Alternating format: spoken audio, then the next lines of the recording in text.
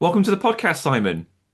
Lovely to see you, Jack. Not very often we talk and email a lot, but we don't actually get to see each other. So good to see you. No, you've been very kind over the years and letting me bob around some of your chalk streams every now and again. So no, it's nice to have a proper chat. Do I you want to can just kind honestly, sorry, Jack. I can honestly say you are the only person who ever phones me up and says, "Can I go diving in your rivers?" well, that's good. There's not much competition then, is there? Um, can you just say like who you are and what you do just to give people a flavour of it all? Yeah, sure. My name's Simon Cooper, and my life for the past, well, nearly 40 years has been chalk streams. And my passion as a child growing up, fly fishing on a little chalk stream in East Hampshire called the River Mearn.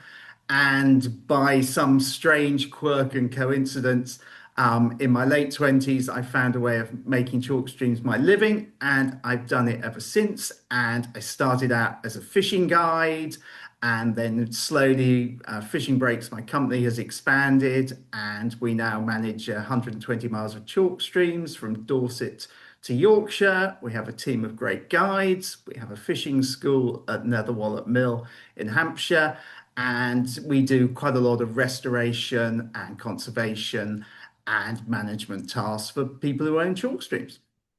What a life! That sounds phenomenal. Although, Well, it is. I mean, but I definitely, I've just been away for a little while, away on holiday, not away in prison. yeah, And good.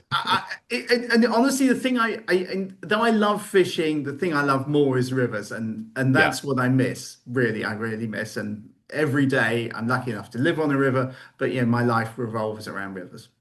I think fishing for me is an excuse to spend all day by the river and people not think it's too strange. So I quite Yeah, no, I, it is, and there's someone wrote that great book that was titled "Trout Only Live in Beautiful Places," and it's true. yeah, no, I think you're right. So the book, obviously the kind of rough premise is that you've bought a mill. So what made you want to buy a mill and whereabouts is the mill? If you want to, it's in the book, right? People know where it is. They will do. Yep. Okay. I'm perfectly open as to where it is. So it's cool. It's called Netherwallop Mill, Yeah. and the clue is in the name. It's in a village called Netherwallop. Yeah. Netherwallop's not a particularly well-known village. It's not very big. But if you want to picture where it is, I think most people will know where Stonehenge is. So we are 11 miles southeast of Stonehenge Uh, on the Salisbury to Winchester Road. That's where we oh, are. okay. And or if you're driving down the 303, you'll quite often see the sign to Middle Wallop. The army, we're right next door to the Army Helicopter Training School, and that's where we are. And there are three villages called Overwallop, Middle Wallop, and Nether Wallop, known as the Wallops. And so what led you to kind of purchase the mill then? Because I mean, a lot of people they might get a bungalow, they might get a flat, and you've got a mill. So what led to that? Well, when I first started Fishing Breaks, I just left my job in London. So I saw, my wife and I, we lived in London. I did this sort of peculiar reverse commute down here to work. And literally, I was in Stockbridge, our local market town on the banks of the River Test. And a friend of mine, Fiona, who ran Chatterbox Fast, said, "Hey, Simon, have you heard there's this mill for sale in Netherwallop? Nobody wants to buy it. It's a bit falling down and it's got all sorts of problems."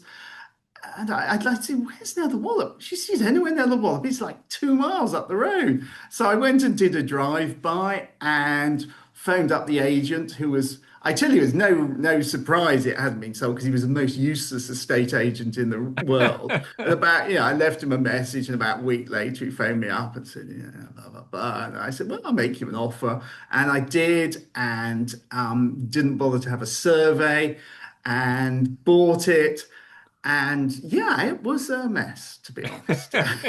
I mean, essentially, there's been a mill on this site for 1100 years, and there are definitely bits of this building that date back to the 1300s. Wow.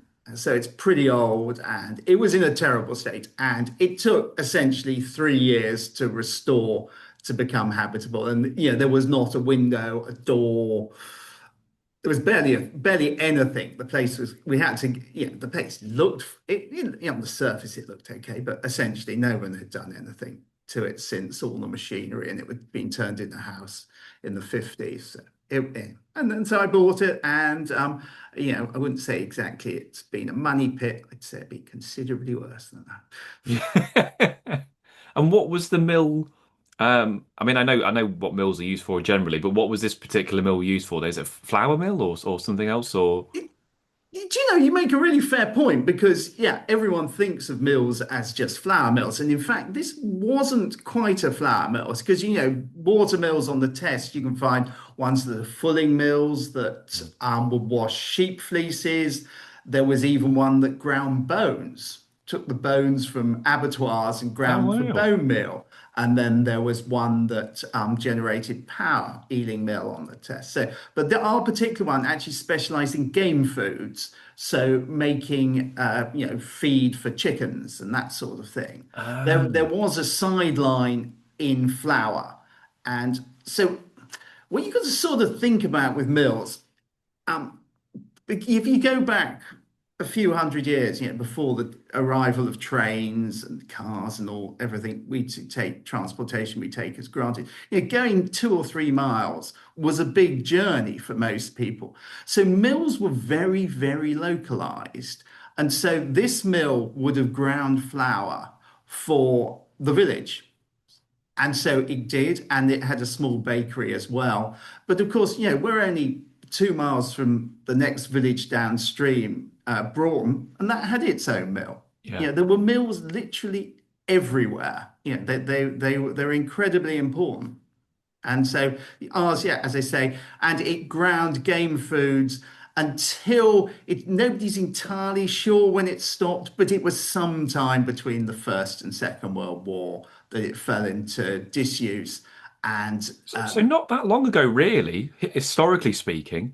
no, not at No, all. I no. mean, in 1911, the mill owner, spent a huge amount of money updating it and upgrading it and making it much bigger. So yeah, and that's only 1911. Yeah, incredible. And it's on. You mentioned it's on a chalk stream, and I know obviously chalk streams are a big love of yours, and you've done another previous book on them. So Mhm. this might be an entire podcast of itself. But what are some of the main threats of not podcast of chalk streams? Sorry. Yeah, yeah. So the main, I mean, you're as aware of this or not. So that the two essential problems for chalk streams are pollution, Mm, and pollution comes essentially from two sources. Obviously, bad sewage, incorrect sewage treatment, inadequate sewage treatment, bad water companies. We know all about that. And then the second source of pollution, and believe it or not, it creates more pollution than water companies, is agriculture. mm, And small chalk streams are particularly vulnerable for that. So we have huge problems with phosphates and nitrates caused by agriculture. So those are the two, so that's a sort of one bucket of threats. And the other bucket is really abstraction. Chalk yeah. streams chalk streams are essentially, if you're a water company and you need water, you just pump it out of the rivers. Yeah, I mean, you don't physically take it out of the rivers, you take it out of the springs beneath, but effectively you're depriving them of water they would otherwise have. And so if you go to the headwaters of the River Test around Basingstoke, which is a very good example, Basingstoke gets nearly all its water from underground, and the river has retreated around Basingstoke. We have lost hundreds of miles of small little streams since the Second World War. And typically, you can go into just about any village around, south or north of Basingstoke, and you can find what used to be the village pond, Yeah. which 50 years ago would have been full of water, now is dry 12 months of the year.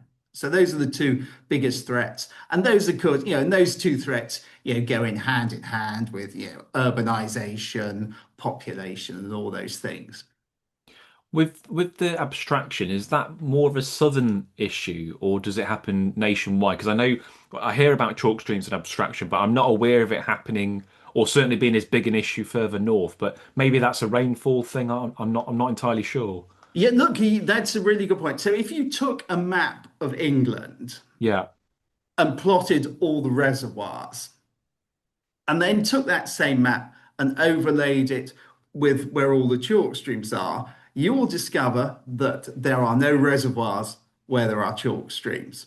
So Uh, most of the country, because the water companies never had any incentive to build reservoirs. They could just suck it out of the ground. And reservoirs are expensive to build, they're hard to build, they have to be maintained. So if you just suck it out of the ground, that's what you do.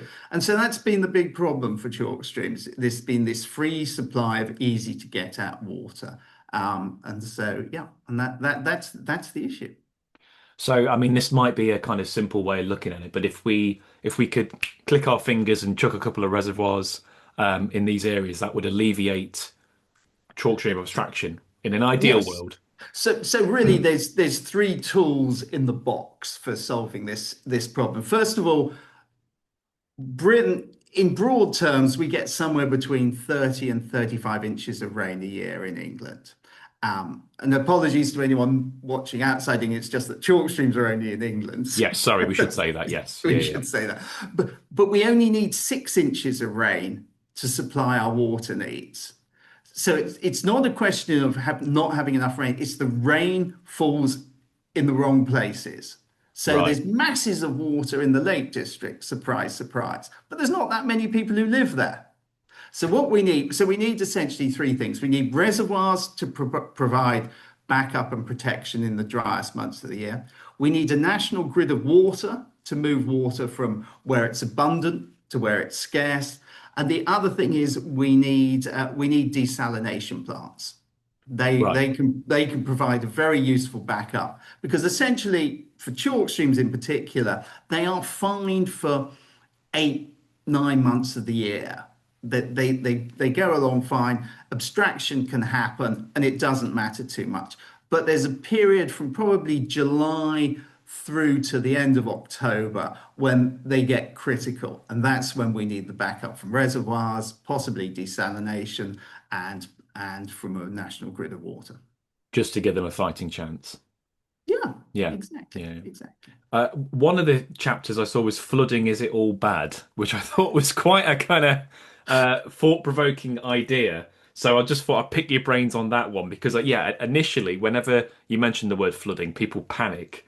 So I'm guessing you've got a kind of more grey view on it. We do, and I mean, one of the great things about chalk streams was in the 1600s, a lot of very innovative large estate owners imported Dutch water engineers who then re-engineered the chalk streams to create what we call the water meadow system. And the principle of the water meadow system was that in January, February, March, and April, when when the air temperature was cold, i.e., below 50 degrees, you used to flood the fields. And because chalk stream water is 51 degrees all year round, you created this greenhouse effect of this water, and grass can grow underwater as long as there's sufficient sunlight. And they created this system where they flooded and then drained and flooded and then drained the fields for sheep grazing. And then once the sheep had all gone to market at a premium price, because if you owned these water meadows, you could graze sheep earlier, you could get them fatter, and you could get them market earlier, so you got a premium price. And then once they'd gone to market, and the landowners who spent, what would be the equivalent of tens of millions of pounds creating these water meadows. They didn't do it for the ecology. They did it because it was a money Yeah, making yeah. thing.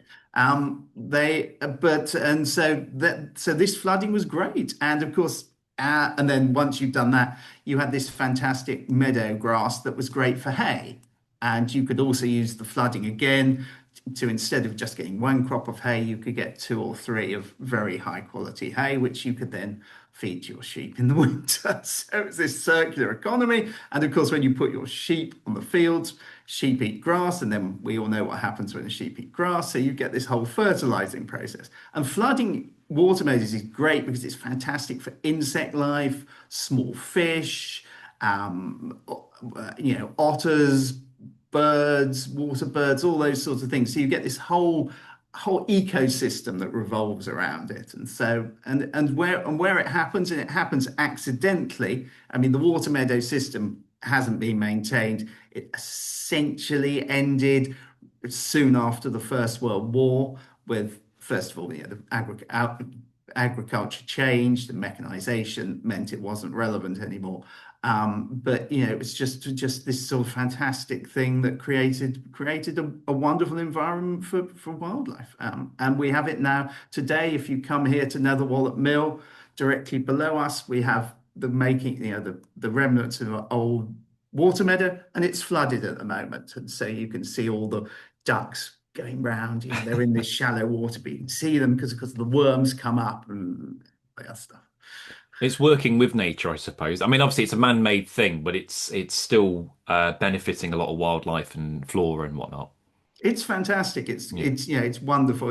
I mean, I'm not a huge fan of the beaver thing, but Yes.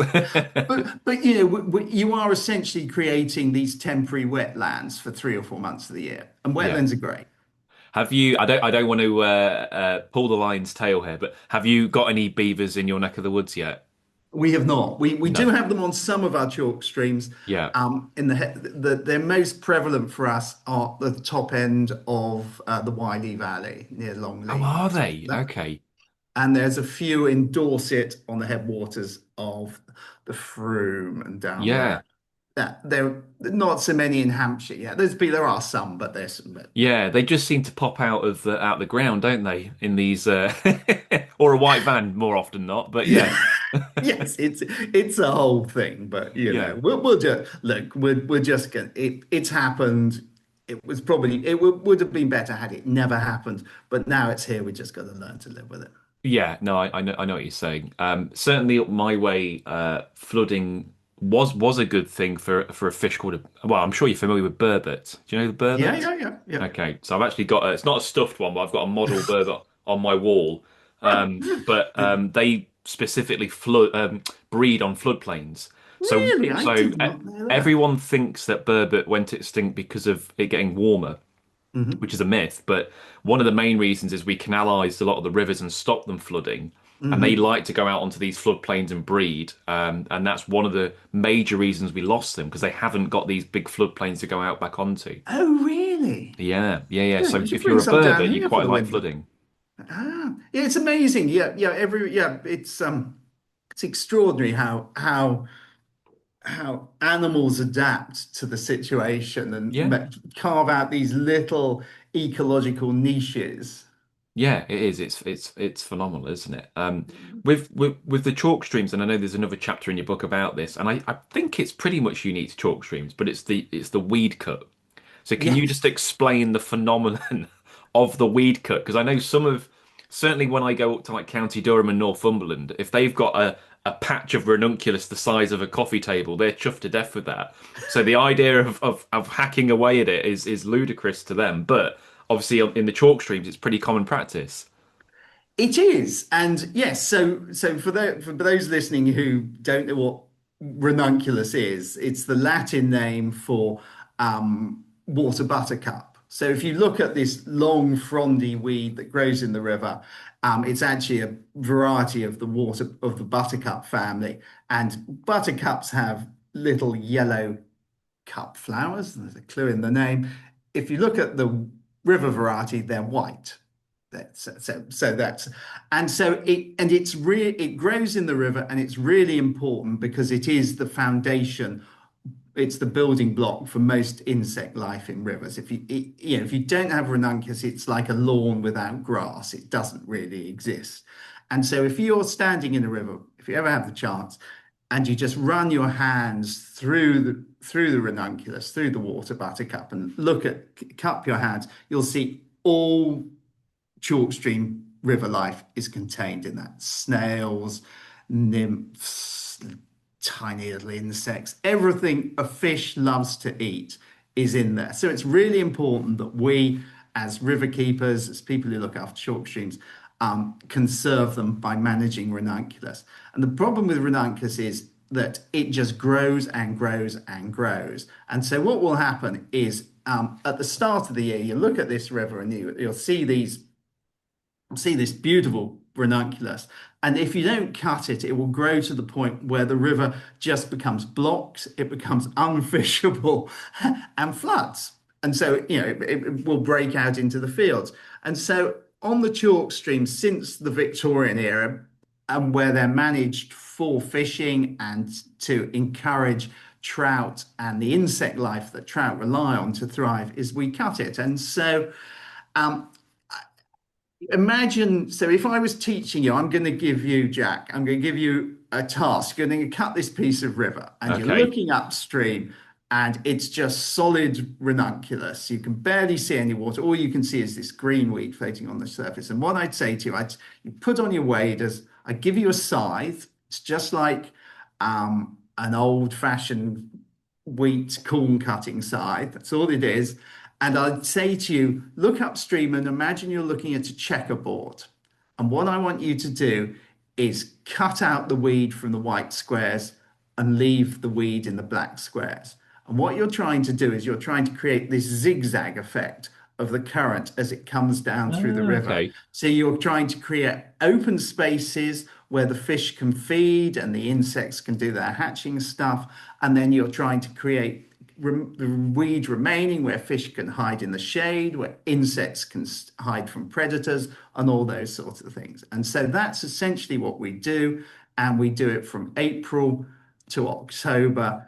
And on the big chalk streams, as river owners, we all combine and say we're going to do it for 2 weeks in June, a week in July, a week in August, and then the weed just floats downstream and ends up in the sea. If on the smaller chalk streams, like say the Froome or the Piddle in Dorset, it's slightly less organized. If you cut the weed, you then put a barrier at the end of your beat, pull the weed out so it doesn't float down and disturb Got your you. neighbors. So it's all quite, it's not just random cutting. You're obviously working out, right, we need some areas for the fish to be able to swim in and other areas for them to hide. So it's not just hacking away mindlessly, is it? No, No. it's quite an art, and Yeah. so, you've got different in April when you do a pre-season cut in April and then you do the big one in June. And in June, you're sort of trying to the river will become very clogged with weed. So you're trying to open it up for fishing in June and July. But when you do the July cut, the water levels are starting to drop. So then you're trying to cut the weed in such ways to preserve the flow, Yeah. use it as a sort of in-river weir. I don't think you have a weir anywhere other than in a river, but Yes. Yeah. Yeah. Yeah. Yeah. as a weir. And so you do change slightly as the purpose for it as the season goes on. That's fascinating. Yeah. And I must say I was aware of it, but I didn't know Yeah. the calculations but And I behind it. would also just add, because you mentioned about cutting it is actually a way of encouraging it. It's a bit like pruning roses. Yeah. You're not killing the plant by doing it, are you?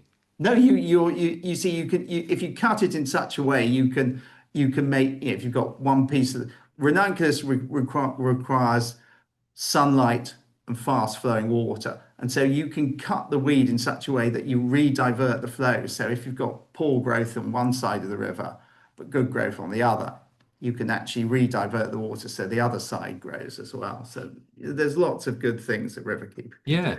And we actually physically plant it. Because you can If just a take a river, cutting, right? And just put it in and it'll grow. yeah, Yeah. yeah, Yeah. Yeah. literally just rip it up by the roots, Yeah. heal the hole in, heal the divot in the gravel, and then put it in, put flint on top of it. You're Yeah. good. Yeah. Amazing stuff. Um, I know you talk in this book, and you again another previous book you did were about otters. So um, this is a very complex, well, maybe not that complex an issue, but how do you see anglers and otters getting along? Yeah, it's interesting. Because it's a I've hot sort of topic.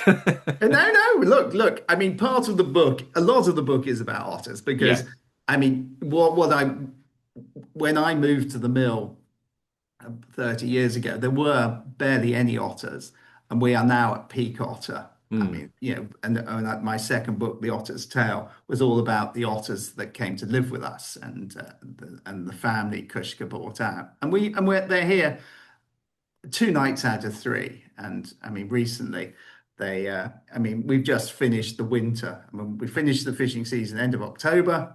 It's now just coming up to April. At the end of the season, we had about 110 fish left in the lake. And when we restocked it on Tuesday, there were none. All right. They had eaten all 110. They don't So, mess yeah. around, do they? But in answer, look, so I mean, here's the story of otters. Otters were super abundant till the mid 50s, and then there was a type of agricultural pesticide, organophosphates, also used in sheep dip, carpet making, a whole load of other things. That got into the food chain. It first killed raptors.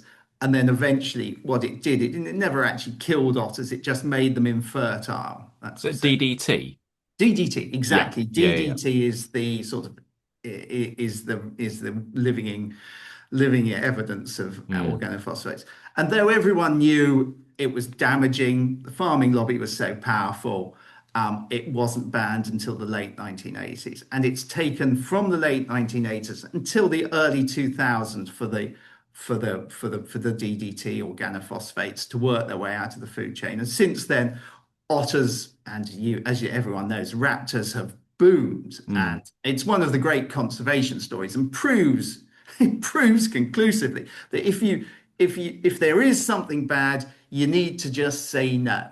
Mm. Yeah. There's no messing about. You just got to say no and accept that it's not going to be instant. And it wasn't. It's taken 30 years. And so we're now back at peak otter. So what we have to understand is everyone lived with otters through to the 50s.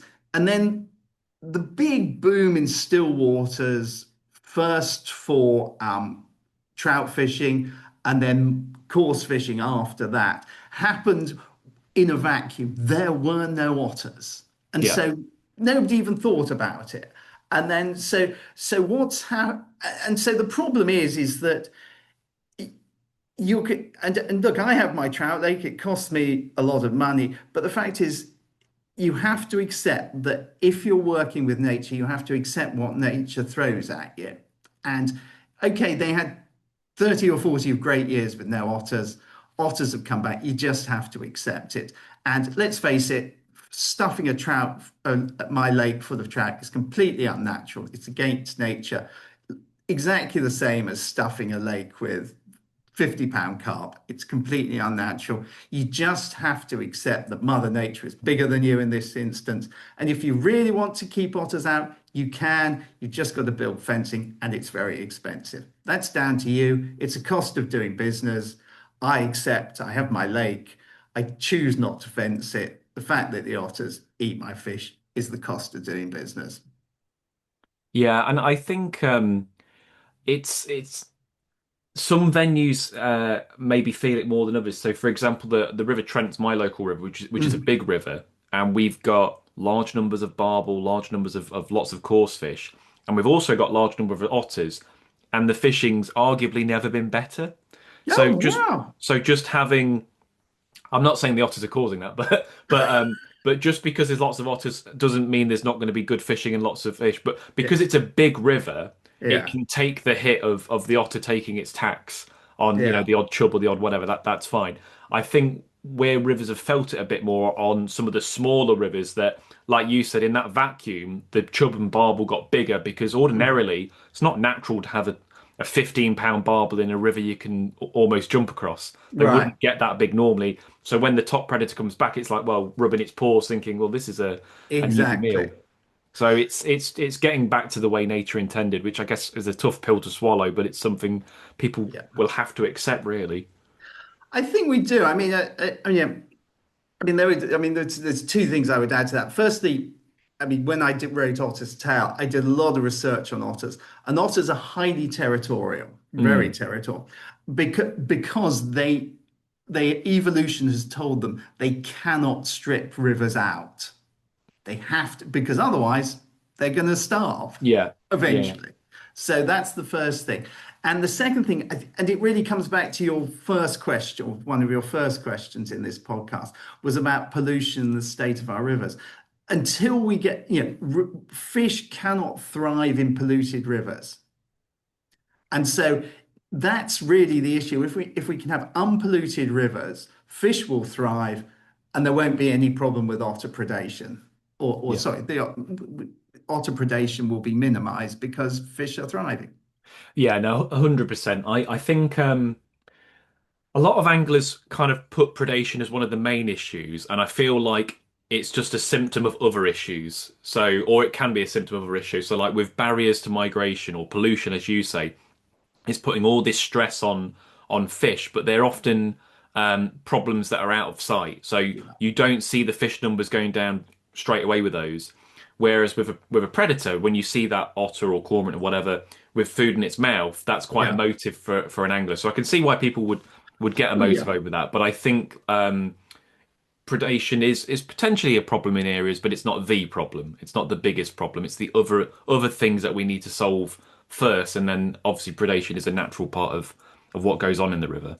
Yeah, I'd entirely endorse that. I think you're Yeah, absolutely right, Jack. I think so. And saying that, I'm assuming you've got a nice viewpoint on slugs because it says, "What's the point of slugs?" So, given that we love otters and nature, what's your view on slugs then? I'm fine with slugs, Good. Okay. So, this is, I mean, I wasn't trying to look, trap you there, Simon. no, no, no. I mean, I know physically slugs aren't the nicest thing in the world, but they're really important. A lot of Hmm. birds, really rely on slug. A Yeah. slug is it's a big lump of protein for a bird to eat. And it sort of comes back to what you and I were talking about. If you try and impose your will on Mother Nature by planting hostas Hmm. round your garden, slugs will eat them. You're not. Yeah. You just It's have to. like putting You a have to roll with hamburger the in the salad punches. bar, isn't it? Yeah, just roll with the punches. Frankly, don't be so. Have you have you ever seen? I've never seen it in person, but I forget which species of slug, but they twirl around each other when they're Yes, yes. yeah. They Have did it you've for seen that in mating, I person? Have you? assume. Yeah. Yes, It, I it think I don't think we. In fact, I definitely. Funny enough, I walked out of my front door last year, and there were two on the front step. I took a photo of it. I think I put it in a newsletter. In fact, I think I might have inspired the bit Yeah, well, on no, well, slag. I did do a podcast with someone from the Natural History Museum about slugs, and I forget the exact number, it's something like 50 species, but it's only three or four that are sort of deemed problematic in the garden. So the vast majority are benign or they do very good things. It's just a couple that, like you say, want to munch on your hostas, in which case, can you blame them? They got to eat. Yeah, I mean, look, but yeah, I think you just got to be a bit holistic about this. You Hmm. just got to like you, you've got to with Mother Nature. You've got to look, and you've got to take the rough with the smooth. I mean, Yeah, I, I there is no, I mean, there is no such thing as a perfect season. no, It's either too hot or too cold. There's too yeah, much rain. yeah, There's too little rain. It rained at the wrong time. It rained at the wrong place. We sort of impose the Gregorian calendar on our rivers and our fishing in the expectation that but like, it's this weather pattern's been going on for millions of years. It doesn't really care that a Maybank holiday falls on the first and last Monday in the month. It doesn't know. yeah. I know.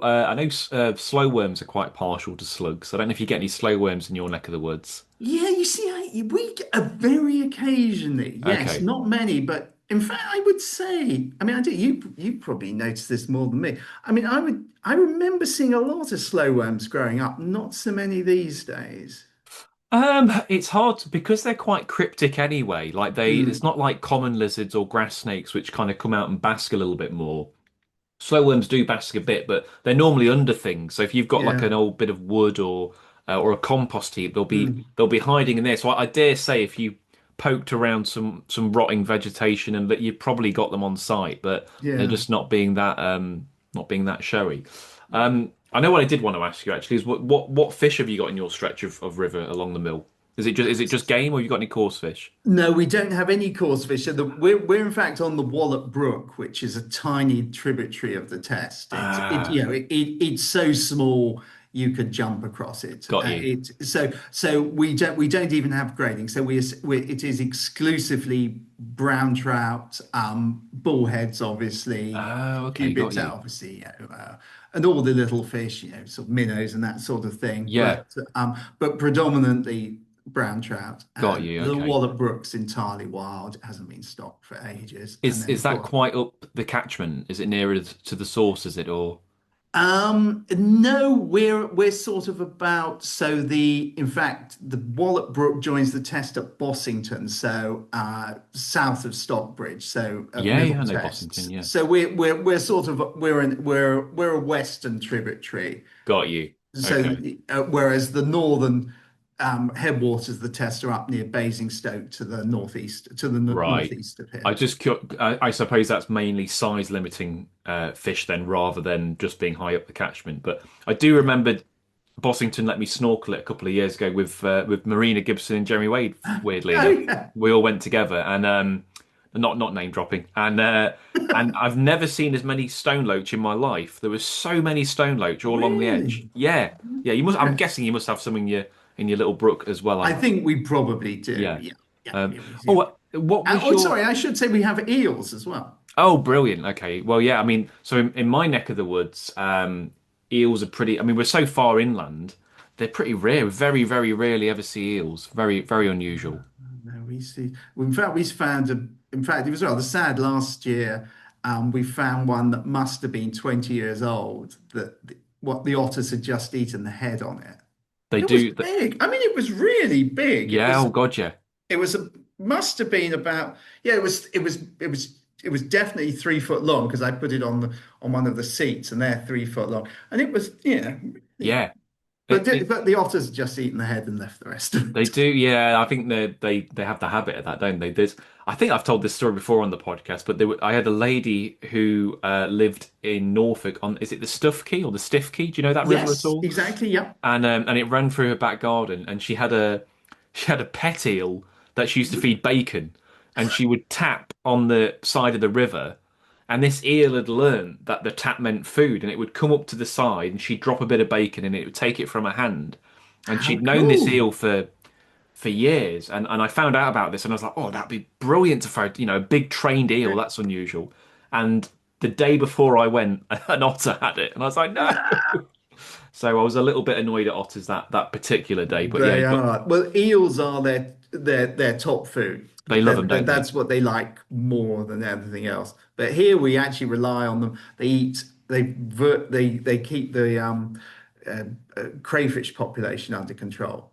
Oh, have That's you got signals, have you? Oh, we got masses of the buggers. Yeah, Well, not so much because the otters eat them all. I mean, they really do eat them all. If you look at their sprains, they're yeah, just full of shells. Now they eat a lot of So here, trout, eels, crayfish. got you. And I saw the other day actually. I'd be interested to know your thoughts on it. Am I right in saying that they've stopped salmon fishing on the test this year, or are they Um, thinking about it? there is a no. Well, the simple answer is no, but there is one particular salmon fishery who that has chosen to. So Oh, sorry. Okay, it's not a policy decision by the EA. It's got you. just at Testwood, the first big pool, the Yeah, yeah, I owners know of it. that Yeah, have decided. So yeah, no. because I I guess you mean, wouldn't. Well, probably historically you would have got them up your way, would you? Or we wouldn't have got them up. I don't think we'd have got them up Wallop Brook, okay. but historically, I mean, the Marchioness of Tavistock, who owned Worwell Priory back in the 60s, used to sit on the bridge with a shotgun and shoot them. Christ. Well, but there is so there is no, but there is a serious point to this because salmon destroy trout spawning beds. Oh, right. So she was actually favouring the salmon over sorry, No, the other way trout around, over favoring this. the trout. Yeah. Wow. Yeah, big. Oh yeah, no. I mean, and then salmon was so prolific then that Yeah, yes, you could have afford the odd one. That's incredible. she was a little eccentric to be fair, Yeah, but so it sounds like my kind of person. So where's the best place for people to get hold of the book? I'm loving the mix of content, which is fabulous. But oh yeah, if people want to get hold of Tales, is it? Yeah, Yeah, here we go. yeah, Tales from the Mill. So just so everyone can see, mm, this is so there's two buildings here. So this is the mill building, the original mill building, yeah. and the little white cottage behind is the miller's cottage. And so this is a slightly idealized vision of where I live. But the book is available from Amazon in hardback and as an hardback and as an ebook. And in 2 weeks' time, I'm going into the studio for 2 days to record the audiobook. You can get it from Waterstones online or in the shops. And or you can, if you want to, you can contact me at Fishing Breaks and you can get a signed copy. And we're also having some. Well, we had a book launch party. We put in a date for June, which sold out immediately. So we've got three in June, but sorry, they're all sold out. But we're having a post book launch party here at the mill, and we've got tickets left for the 11th of September. Fabulous. Okay, I'll chuck a link in the description so if people want to kind of follow that Yeah, they sure. can get that. But no, it's been a pleasure chatting away, Simon. It's got me out of bed as well, which is always good. I'm normally Yeah, up fairly well, early. yeah, well, hey, look, I love 8 in the morning because my mind hasn't been cluttered with all the mundanities of. No, 100%. Whenever I do my writing, I try and get up, make a cup of tea, and I do it first thing in the morning because once it gets past 12 o'clock, my brain is mush. Is it? Yeah, no, yeah, yeah, and if I want to go fishing, the worst thing in the world I can do is I'll just go into the office for a couple of hours and then I'll go fishing because then when I get on the river, I'm like Yeah, all the well, I don't know if we can use the word shit, but all that you can use whatever words you like. all This is an that, adult all that, all podcast. I should that, have all said that at the that daily beginning. stuff that and so yeah, but just get up and go and then come back and do your work after you've been fishing. Yeah, makes sense. Look, well, Uh, look, it's been a pleasure. it's absolute delight, Jack. I'm so glad to have talked to you. And hey, when you're down in our neck of the woods, you know where we are. Yeah, no, I'd love to, buddy. That'd be great. All right, keep well.